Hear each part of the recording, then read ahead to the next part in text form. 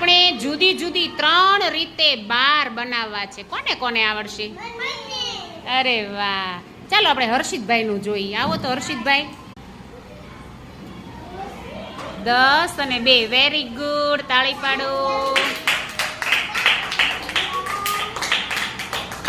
10,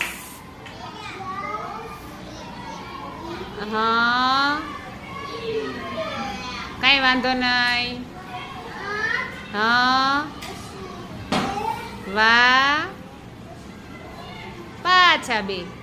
અરે વાહ, 8 ને 2, 10 ને 2, 12. હા,